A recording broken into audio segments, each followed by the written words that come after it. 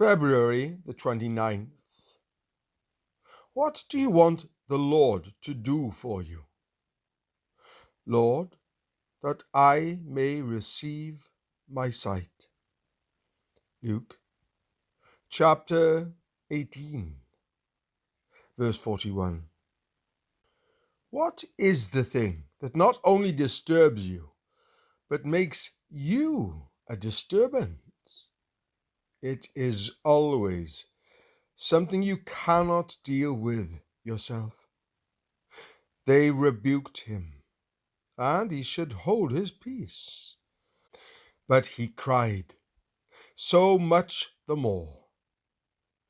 Persist in the disturbance until you get face to face with the Lord himself. Do not deify common sense. When Jesus asks us what we want him to do for us in regard to the incredible thing with which we are faced, remember that he does not work in common sense ways, but in supernatural ways. Watch how we limit the Lord by remembering what we have allowed him to do for us in the past. I always failed there, and I always shall. Consequently, we do not ask for what we want. It is ridiculous to ask God to do this.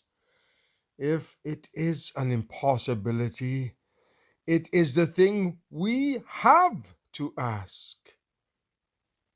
If it is not an impossible thing, it is not a real disturbance. God will do the absolutely impossible. This man received his sight.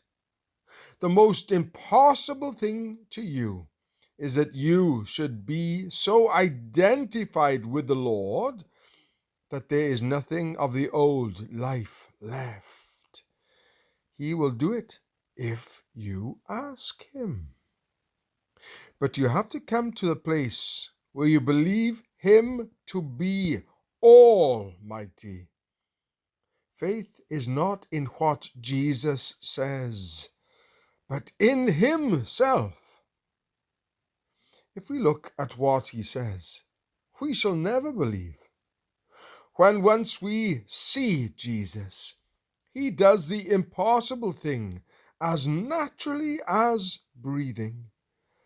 Our agony comes through the willful stupidity of our own heart.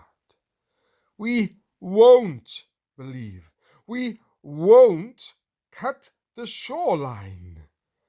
We prefer to worry on.